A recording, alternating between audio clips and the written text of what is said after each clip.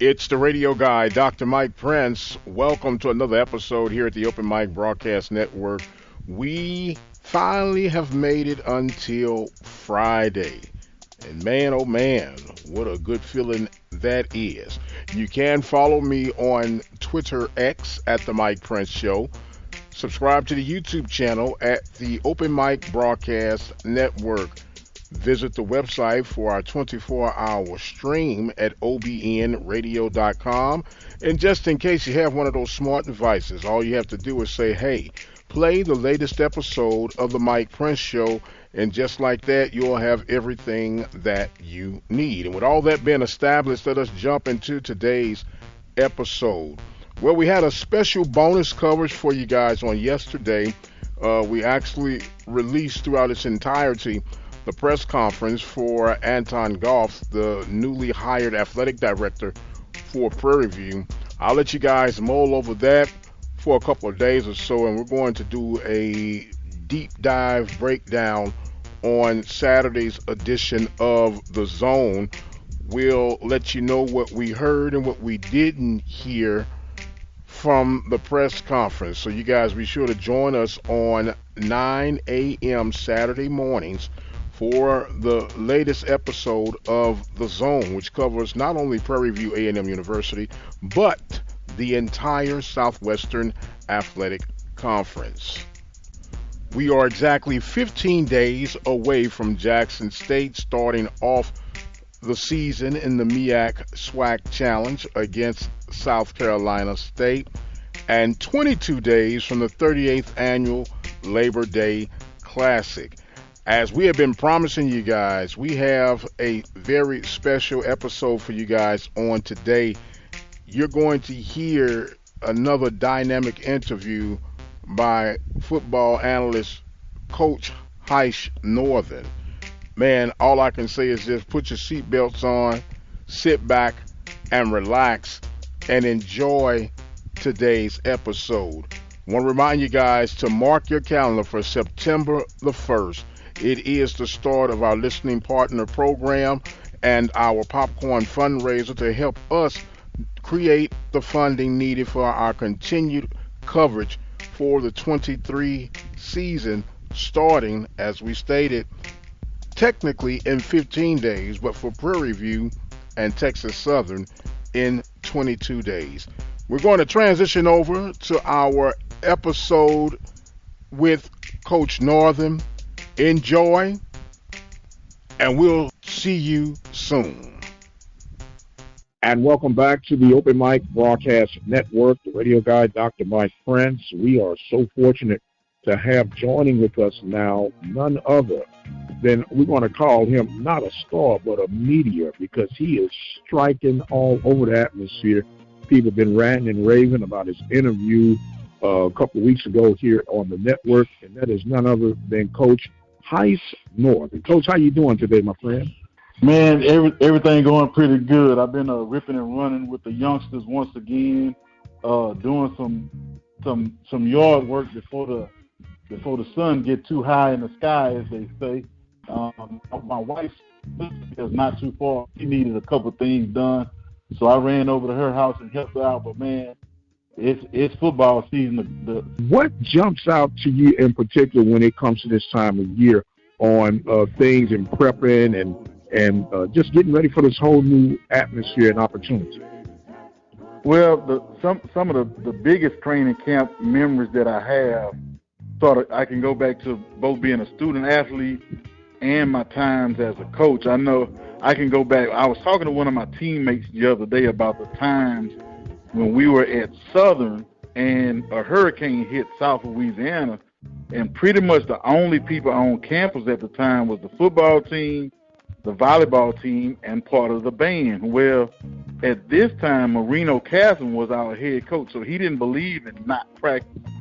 So we went into the intramural gym, as we call it, on the back of campus, and we had a full-scale, take down to the floor practice on a wooden gym floor.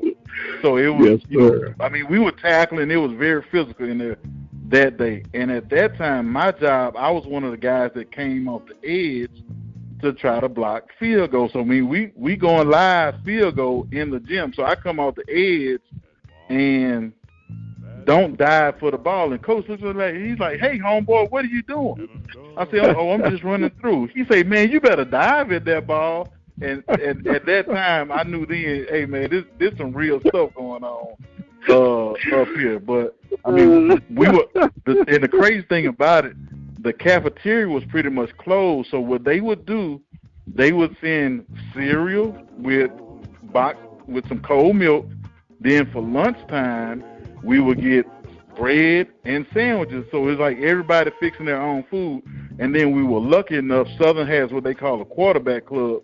So the quarterback club, Mama Jag was still alive then, they would come together and they would bring us dinner.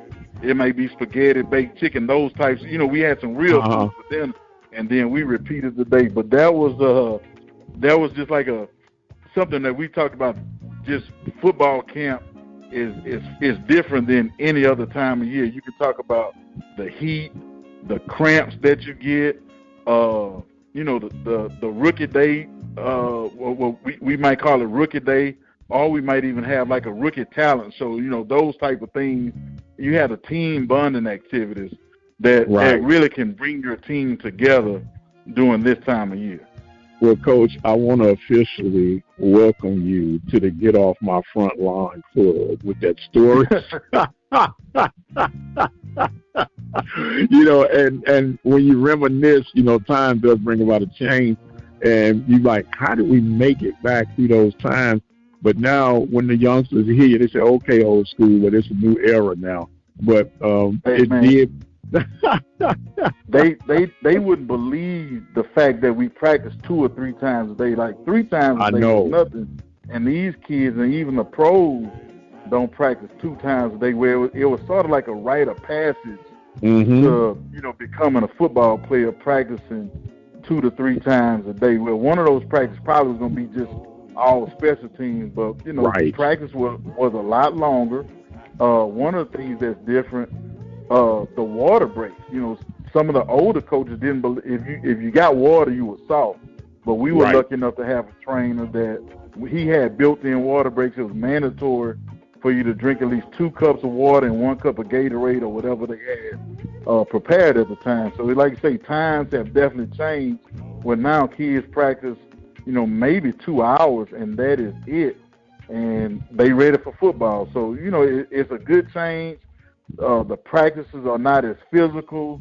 It was almost like a weeding out process where now it's, let's make sure we get our guys to the opening gate. Like I say, if you're going to tackle, you're going to tackle. If you're not going to tackle, no matter how many times you do the Oklahoma drill, it's not going to make you a tougher football player. Absolutely. And that's another thing about it when you bring that up. When you look at, especially in the early part of the season, tackling was almost a guarantee from that time. Now it's a bit suspect, and guys are being more finesse. And I keep using that word finesse, and I hate to use it because it doesn't sound proper, but the word, it fits right now. The tackling is not as crisp as it used to be from when these guys were used to making contact in those 2-a-day, 3-a-day sessions. Well, I think one of the things that hurts tackling is the field is more spread out, so it's a lot more one-on-one tackling. When guys were running the ball with a tight end, you had more people close to each other. Well, now it's if one guy misses a tackle or that one guy that the coaches are counting on to make a play in space, he misses it, and especially if he misses it to the inside and the running back or the wide receiver gets to the outside, the next closest guy to him may be 10 or 15 yards away. Whereas, like I said, it used to be first down, it was going to be a run pretty much guaranteed. And now it's the run-pass option where it's more space for those offensive guys to operate. And it's really to the advantage of the offense.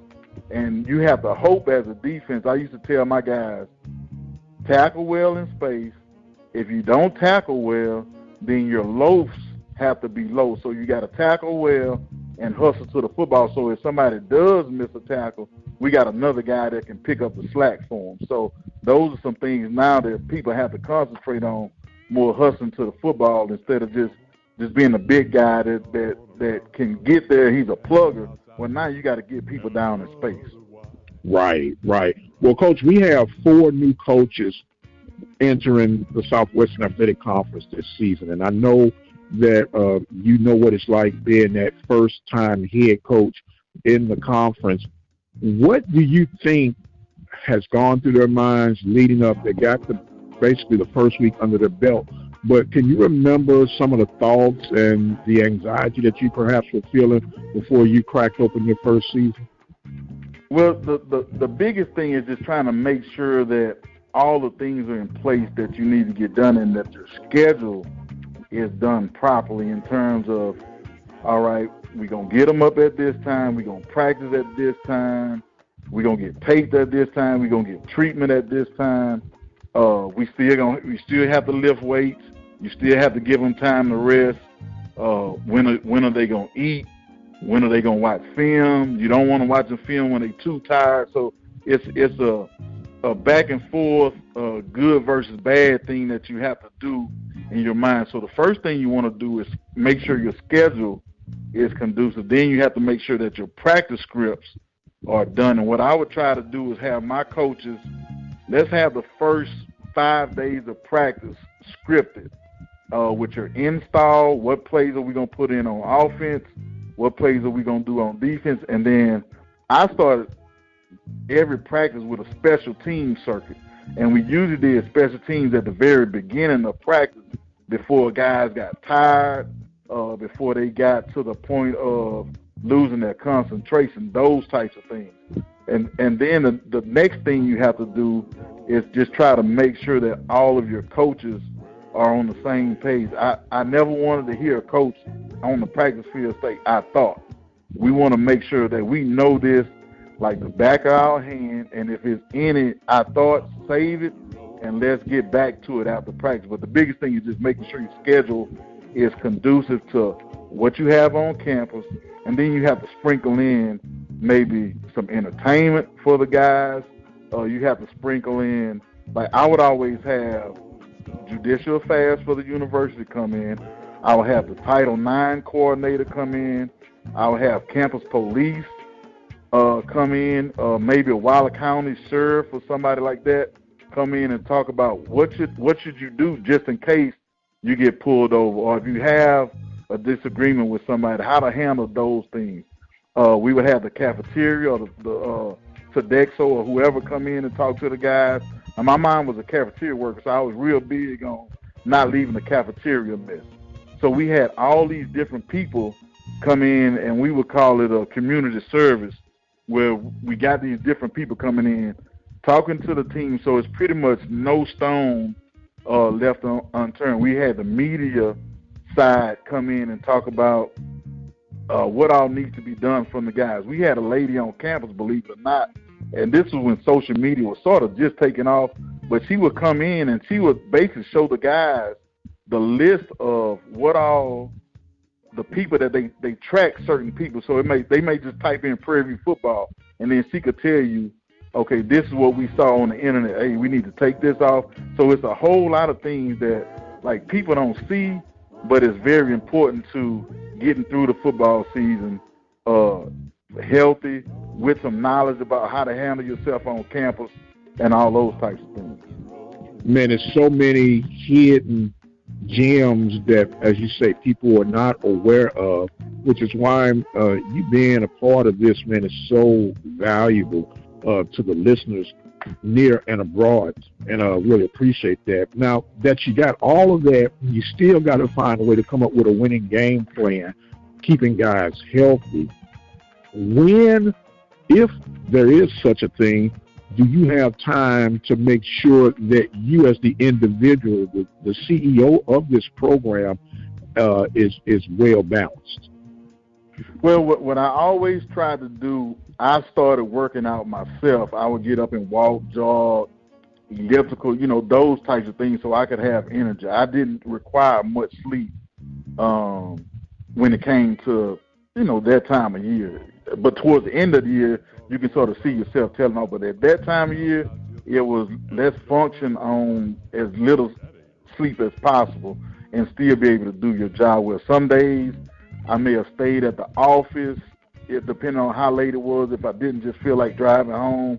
And it's only a 20-minute drive from my house to Prairie View's campus. But at the end of the day, it may be a time where I just say, look, I'm going to just stay up here, and I may sleep for a while, get up in the middle of the night, go home just so I can see my kids.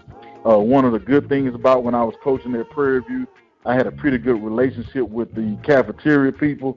So my wife and kids at times, and the other coaches' wives and kids, could come up to see that, see your husband or see your daddy during the daytime. It's not just come in, give them a kiss on the cheek, hey, I'm home, get in the bed, and when they wake up in the morning, you're gone. So those types of things were, real beneficial to me as a coach. And the other part of it is just, I think just the love of the game, in my opinion, sort of keeps you going. Like, this is what you have to do. It's not, somebody making you do it. You enjoy doing it. You enjoy trying to figure out the puzzle pieces, and then you hoping that everybody else does their part to make sure that those puzzle pieces fit. I'm going to go back to one thing. I remember, so what I would do is I would always just say my guys came in on a Sunday. All the players report on Sunday. We would work Thursday, and I would usually get the guys off Friday. Hey, man, go take your wife to dinner, the movies, go do something with your kids and all that. So one year we did that, and the guys hadn't lined the practice field when we left on Thursday. So I was like, hey, guys, we need to make sure that this gets done before we start practice on Monday. Man, we get there on Monday morning, and believe it or not, the field was lined wrong. It was lined about 80 yards wide. Now, football field is 53 1/3 yards. It was lined about 80 yards wide, and they put hashes on it. And I was like, man, how in the world are we going to teach these guys the correct way to play football? So it's like you can have every, T crossed and I dotted, and then you end up with something like this. So it's, but like I say, at the end of the day, you still got to get stuff done. My old coach used to say, you've done so much with so little for so long, you can do almost anything without nothing. And that was our philosophy. Hey, man, whatever it is, we gonna get by it. It's out of your control. We're not gonna curse anybody out. We're not gonna fuss, but we're gonna just do what we can with what we have and just try to make it work. Yes, sir. Well, you brought back some good memories of Old Blackshear Stadium. The way these guys would have their field prepared for game day was always amazing and immaculate. And I miss that old crown, man, where the water would drain off. That thing used to drain so perfectly, man. And with some great fond memories from that old stadium. Hey, man, I'll tell you two stories about the old stadium. One, I think I was assistant coach at the time, and it was a volleyball game going on. So I'm in my truck getting some things out of it. And one of the volleyball referees, that was his first time being on campus. And he said, hey, Coach, I see y'all practice stadium over there. Where y'all play the games at? So my reply was, in the practice stadium. Like, that's where we play. And then one year, there was the hurricanes that came through Houston. I think this was like maybe around the time of right after Katrina. And then the next hurricane came this way. So, man, we hoping and praying that Blackshear Stadium gets blown off the map. And there wasn't even a light bulb that got knocked out at Blackshear Stadium. And Reliance Stadium, as it was called at the time, ended up with some damage. I'm like, man, how in the world Blackshear don't get messed up? And Reliance, $1 billion stadium. But that Russ had said ain't good on Blackshear. But I know that's right. I really liked it. I never played there as a student athlete because we always played at the Astrodome or somewhere. But I did play baseball at Prairie View when I was on the baseball team at Southern. But I really did like the campus. But that stadium, boy, I tell you what, it's some memories of just being in there, and it was just tight. Parents and players' family and the wives couldn't hardly find a seat when it was packed in there. And it was some good memories in there, despite the size of it. Right. Well, and what would be amazing, man, if you were ever in that press box or on the roof for whatever reason, and that place get the rocking, boy, that thing get the swaying. I said, I hope this joker don't buckle down, man. But, man, it brought back some fond memories. We brought a kid who had never was too been much rust to buckle. Yeah. Had a kid who had never been to Prairie View. And we took him to a game, man, and he was blown away at the pageantry. And this was at Old Blackshear Stadium. The kid ran immediately to the bookstore and bought $300 worth of paraphernalia and lived right here in Waller County and had never stepped foot at Prairie View. So it's little things like that, man. And we know now as we move forward, it has always been, but it's been even more accented now, that this is literally a business. And it's being shown with the moves and the money that's floating all around. The Southwestern Athletic Conference has now been receiving more money than it's ever seen, but it's still, in my opinion, undervalued, and hopefully they can readjust that in the very near future with all these new media players stepping up to the table. But when you look at that, and you have to have, and I feel like this, a great coach is one thing for a program to be successful. But no matter how good that coach is, if they don't have the right administrative leadership, it can be a fight, man, that people won't see, but it can distract the overall functionality of your program. Do you see that as a potential factor? Yes.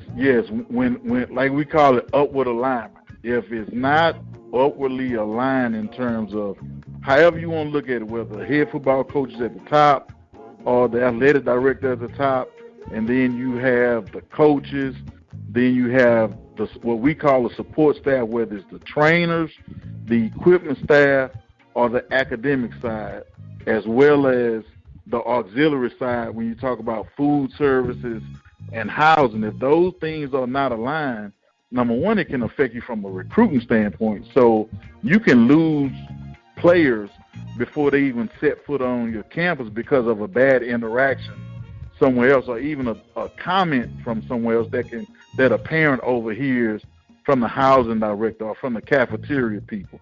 Then the other part is everybody has to be bought in on this is the way we're going to do things. And if you get personal feelings involved, either between the student athlete and that person that is supposed to help them, or you may have an academic advisor that don't particularly care for a certain coach, then that can be a detriment to the overall program. You know, some academic advisors don't want the coaches coming over there at all, or they don't want the coaches to tell student athletes like, hey, you can be eligible if you change your major to X, Y, Z.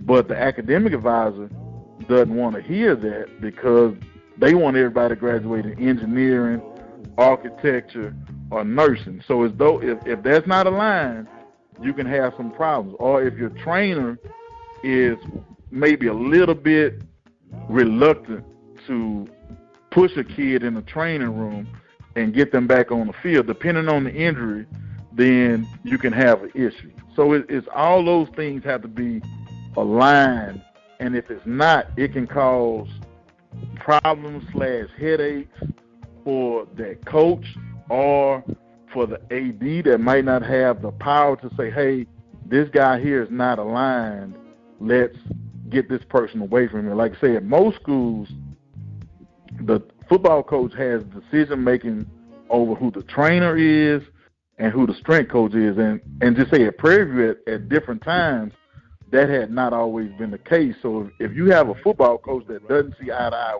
with the trainer, that is a very big issue. If you have a football coach in particular that doesn't see eye to eye with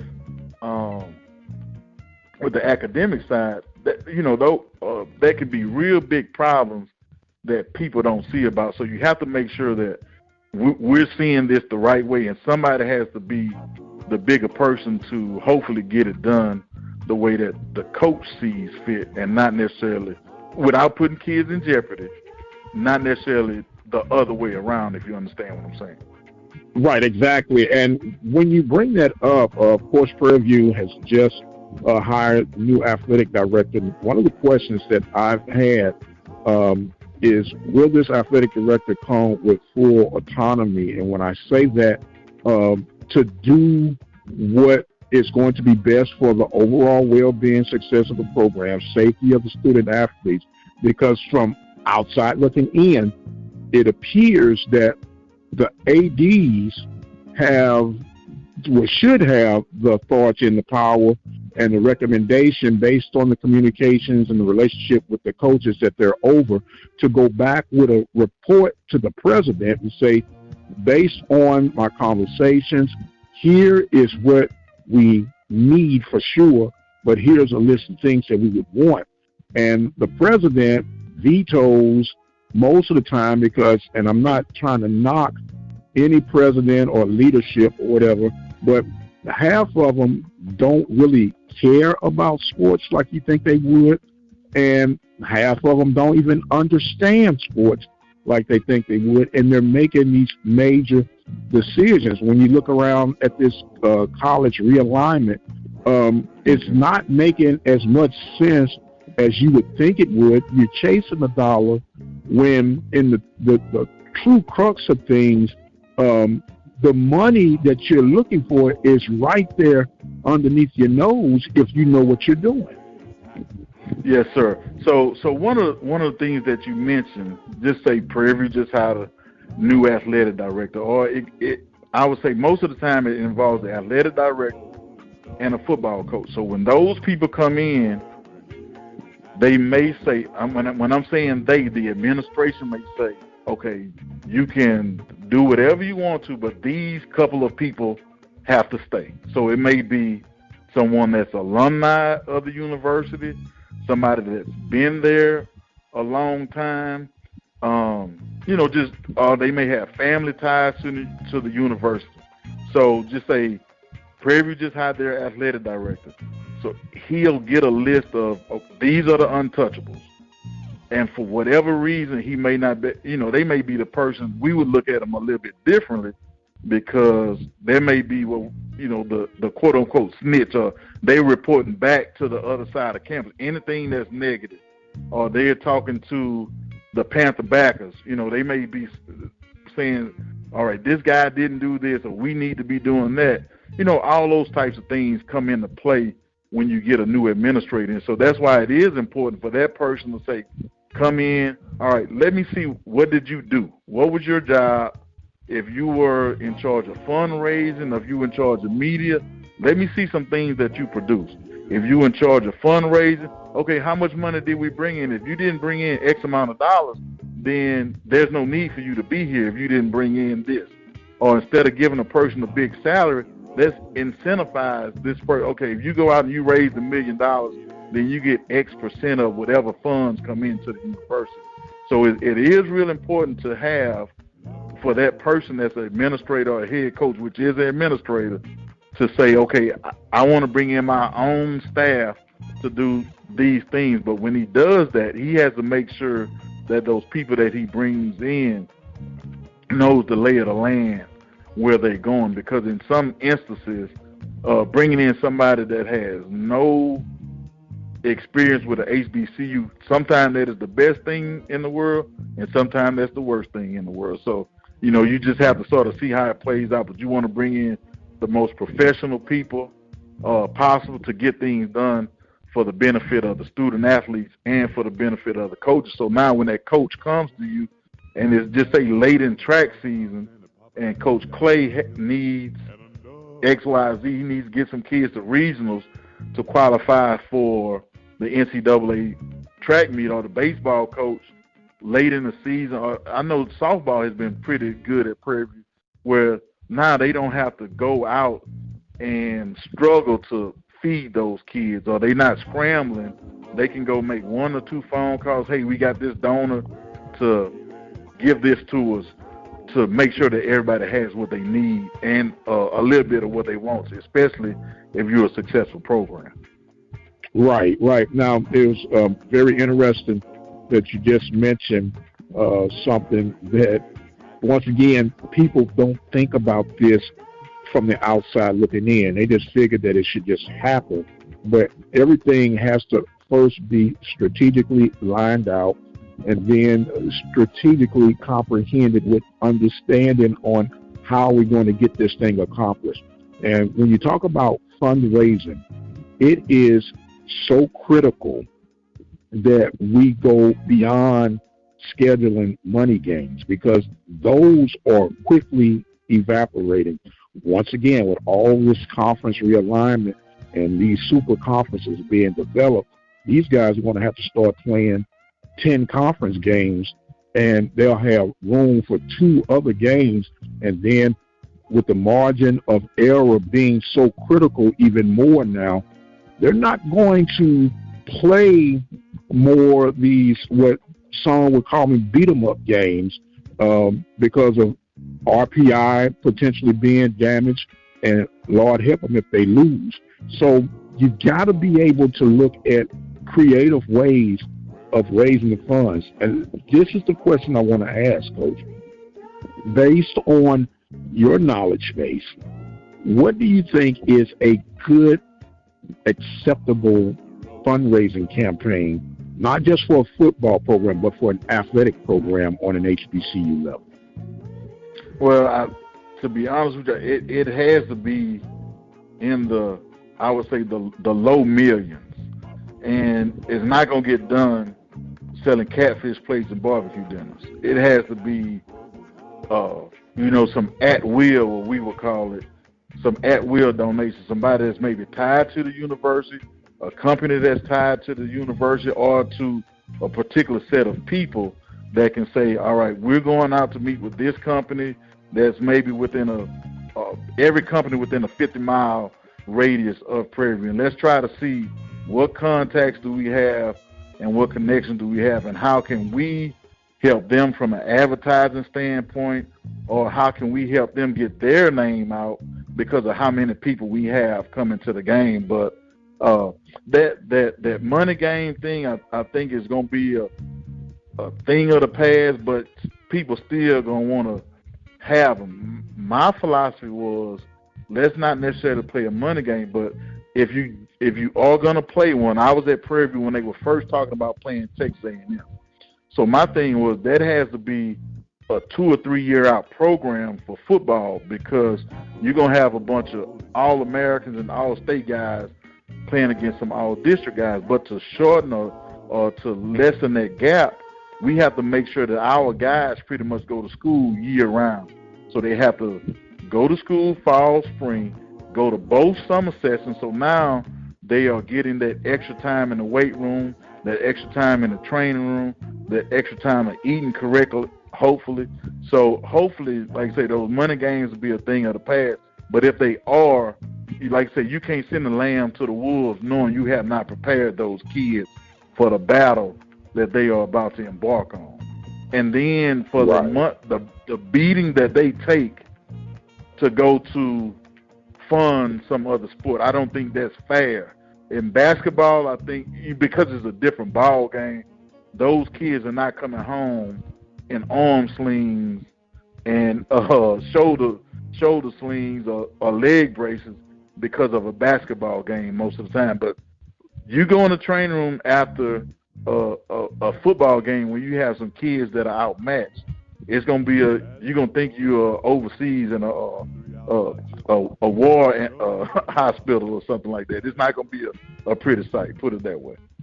Right. A lot of bumps and bruises, and they talk about the big paydays, but when 20% of it is going toward medical expenses, are you really getting paid? Yes, sir. Yeah, but between that and the general fund, as we would say, you taking care of everybody else, but you the one that's sent out there to fight. You taking care of everybody else. That's to me, that's not fair to those kids. You're the sacrificial lambs. Yes, definitely. I do understand. We're talking, of course, with Coach Heish Northern, former head football coach at Prairie View. Man, you had stomping grounds at Grambling, Southern graduate, and Texas Southern. DC. It's good to be back in the circle of things, Coach. And we didn't get a chance to talk much about it today, but are you excited about some of the things that you're discovering around the camps leading up to opening kickoff?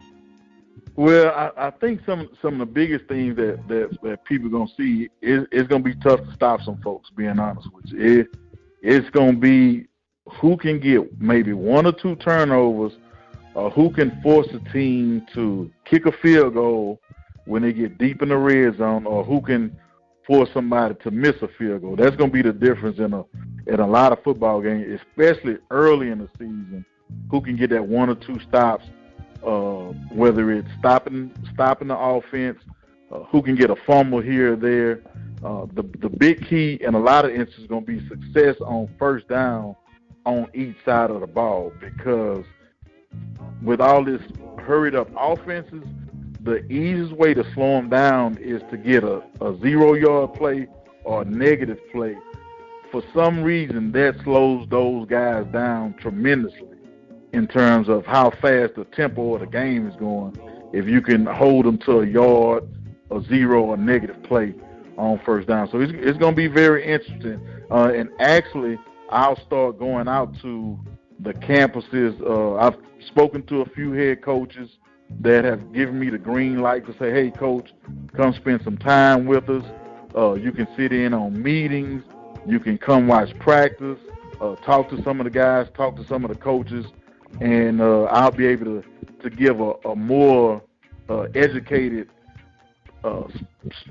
speaking on what exactly I'm seeing and who I think, hey, man, these people are going to be a problem for a lot of people. I know the quarterback, I'm not sure is it Body or Bodie, how he says his name? But Body, he pronounced it Body. Hey, yes, sir. Man, yes, sir. He's going to be some problems just because he's got a better group of receivers than he had last year.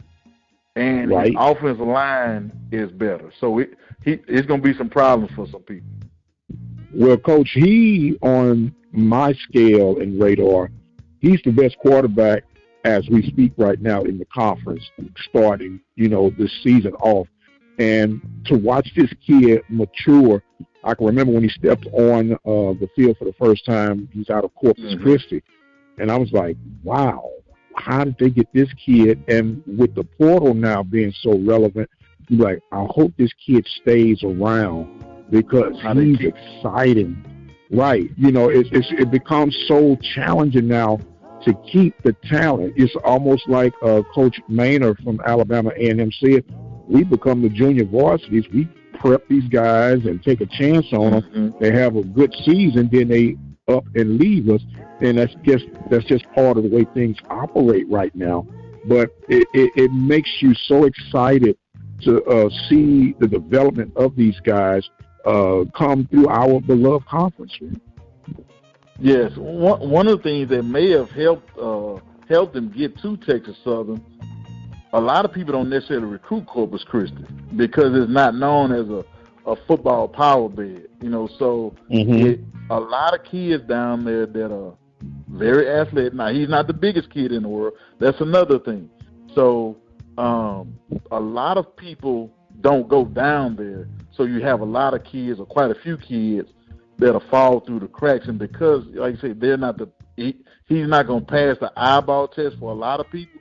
They'll say, he'll be third on everybody's list. But the more you see him play, the more you like him. I went back and looked at some of his film from high school, and I was like, man, there's no way that this kid shouldn't be playing in the Big 12. But because of he's not a 6'3" or 6'4" kid, people are going to pass on him. But like you say, he's a football playing Jesse. I had a chance to see him up close and personal last year at a game, and just the way that he interacted with the players and was, trying to get everybody on the same page and had command of the offense. I said, man, and he, 2 years left, it's going to be some problems with that kid. Well, Coach, we're looking forward to even more in-depth reports that you're going to have coming up. I know we're running out of time for this week's session, but I got to give you some closing thoughts and comments, my man. Yeah, I'm like you say, I am definitely looking forward to the season getting started, and as these training camps, the battles pick up, because there's still quite a few teams that hadn't solidified who their starting quarterback going to be. So it's still some battles, and even some schools, I'm not going to say any names, but there's some schools that had returning starters that are in for the fight of their life, from everything that I understand. So once I get a little bit more confirmation, I'll let it be known that, hey, such and such here is, the second team guys getting more reps with the ones. We had the third team guy that transferred in from somewhere that's getting a lot of reps, and he's slowly but surely catching up to the guy that was number one that may have started a few games here and there. So, with some guys having injuries last year, they didn't fulfill the whole season, so he doesn't have that much experience over everybody else. And then you have some guys that's coming in that a coach just beat the bushes, just found a real talented guy, and now he's at the right place in an offense that fits him, that you'll see some guys flourish. You'll be like, man, where did that kid come from? How did we get him on campus? So, from the few coaches that I have talked to, it's some real battles going on at the quarterback spot around the conference. So don't be surprised within the first or second game. You see, I'd say the second game in particular, because if that guy that starts doesn't play well, and the second string guy comes in and even in a loss, he moves the chains or puts a few touchdowns on board, and you can slowly see guys gravitating to him. Don't be surprised if that guy that started quite a few games last year is not the starter come the second game of the season. Well, something to look forward to, Coach. We appreciate you joining in with us. He is Coach Heish Northern. I am the radio guy, Dr. Mike Prince. Don't forget you can follow me on Twitter, Twitter, marks the spot, at the Mike Prince Show.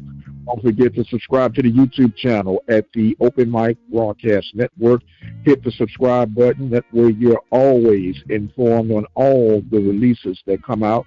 And for those of you who would dare to reach out for the, they say, hidden content, check out our 24-hour stream on the website at obnradio.com.